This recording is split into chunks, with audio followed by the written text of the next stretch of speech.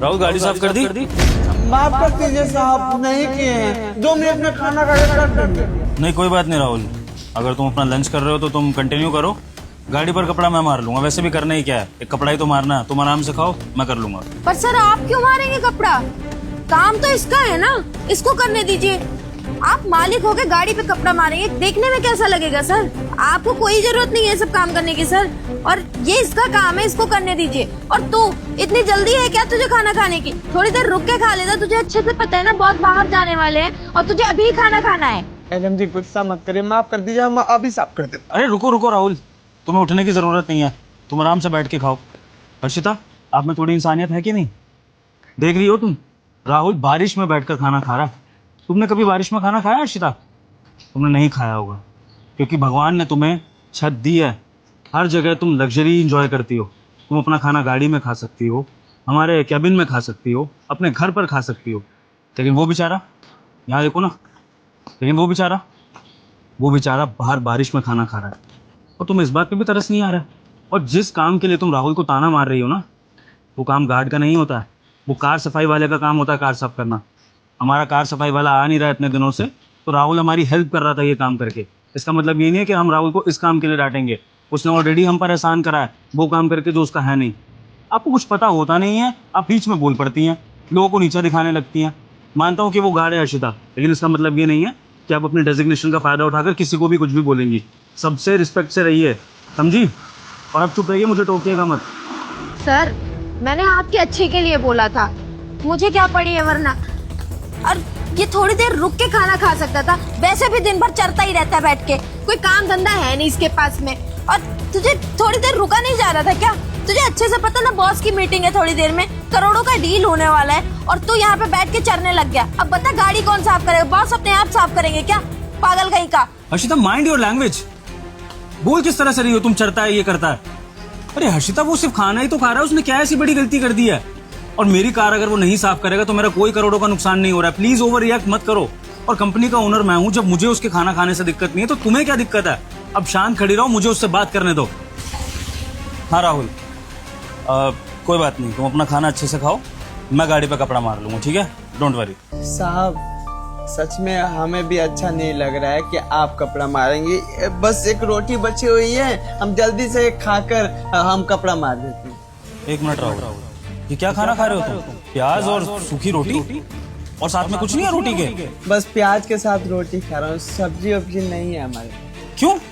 सब्जी, दाल, चावल, ये सब कहाँ है? साहब वो सब्जी बनाने नहीं आती ना हमें, इसलिए यही तो खाना तुम बनाते हो अपने घर में? क्यों, तुम्हारे घर में और कोई नहीं है खाना बनाने वाला? तुम्हारी माँ, बहन, बीवी कोई? नहीं, सब है, माँ, बाबूजी, छोटा भाई, बहन, बीबी, बच्चे सब हैं, पर सब गांव में रहते हैं। शहर में मैं बस अकेला रहता हूँ, एक छोटा सा कमरा लिया हूँ, उसी में रहता हूँ और यहाँ पर काम करने आता हूँ, अपना गुजारा कर रहा हूँ। साहब आप तो जानते हैं ना, 10,000 की तनख्वाह है हमारी, इतना बड़ा परिवार है, कमाने वाले अकेले हैं, कैसे अपना गुजारा करेंगे हम ही जानते हैं। पेट काट काट के कर रहा हूँ गुजारा। वो हमारी एक छोटी बहन है ना, उसकी शादी भी करवाना है, पैसा भी जोड़ रहा हूँ। तो साहब इतनी मुश्किल है, तो सोचता हूँ कि भले रूखा सूखा खा लो पर परिवार वालों को खुश रखो, बस यही बात है साहब। अरे बस कर, ड्रामा हो गया है तेरा तो। ये सर गरीबों की सिंपैथी गेन करने का तरीका होता है, आप इसकी बातों में मत आइए। ये लोग ना ऐसे ही हरकतें करके ना सिंपैथी गेन करते हैं, मैं जानती हूँ इन लोगों को बहुत अच्छे से।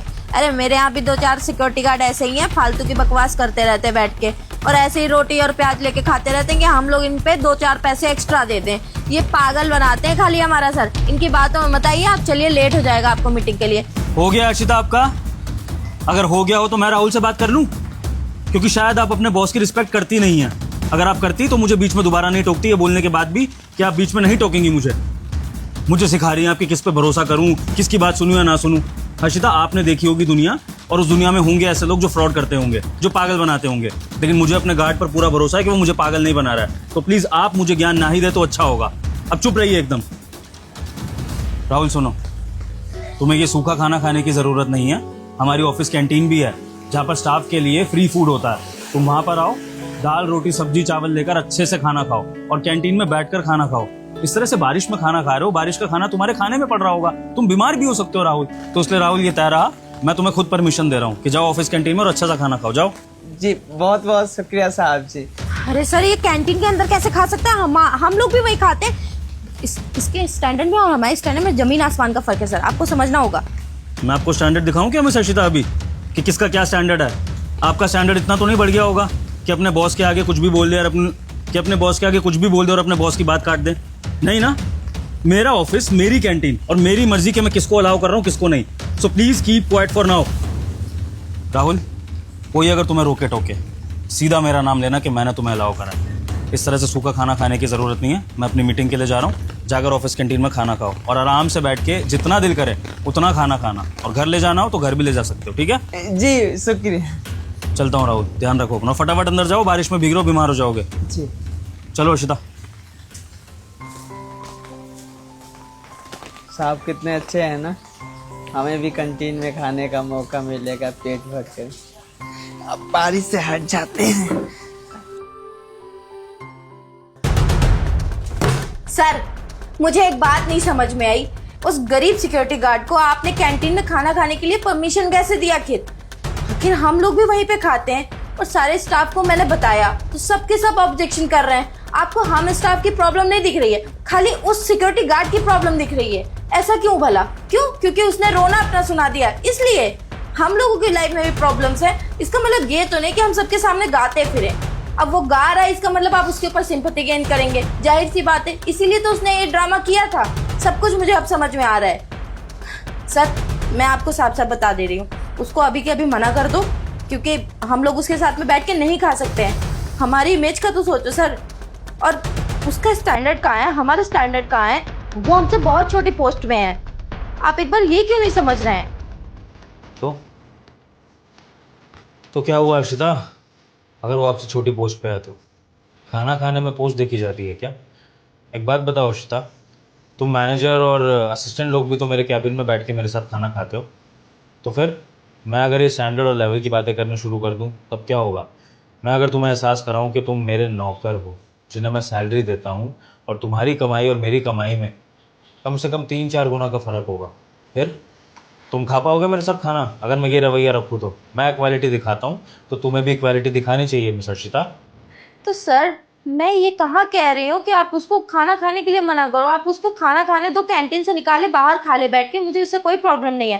पर कैंटीन के अंदर मत खाने दीजिए, क्योंकि वहाँ पे हम सारे बैठ के खाते हैं। और रही बात आपके और मेरी खाने की, तो हम लोग तो कहीं ना कहीं एम्प्लॉय हैं, हम लोग कलीग्स है ना। और वो कहाँ 2 कौड़ी का सिक्योरिटी गार्ड है, उसकी तो हमारे बराबर की सैलरी भी नहीं है, और आप उसको उठा के हमारे साथ में बैठा रहे हो। सोचने वाली बात है ना सर। सही कह रही हो हर्षिता, गलत तो मैंने किया है, क्योंकि मैंने एक सिक्योरिटी गार्ड को permission they the office canteen में बैठ के खाने की, जबकि मुझे करना ये था हर्षिता कि मुझे ऑफिस के जितने भी वर्कर्स हैं, जितने भी सिक्योरिटी गार्ड हैं, पियोन हैं, इन सबको मुझे अपॉर्चुनिटी देनी चाहिए थी कैंटीन में बैठकर खाने की, सिर्फ एक सिक्योरिटी गार्ड को नहीं। और अब मैं इस गलती को सुधारूंगा। हमारे जितने भी वर्कर्स हैं ना, वो सारे एम्प्लॉयज़ के साथ बैठ के खाना खाएंगे। रुको अभी सर, वेट हर्षिता, तुमने बहुत बोल दिया, अब मैं बोलूँगा। हाँ, एक बार राहुल जो गार्ड है उसको अंदर भेजना। जी सर।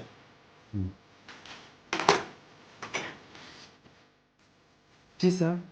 जी राहुल, मैंने आपको ये इन्फॉर्म करने के लिए बुलाया है कि अब से सिर्फ आप ही नहीं, हमारी कंपनी के जितने भी सिक्योरिटी गार्ड हैं, पियोन है या सफाई कर्मचारी, सब के सब ऑफिस कैंटीन में बैठ के खाना खाएंगे हमारे एम्प्लॉयज़ के साथ, ठीक है?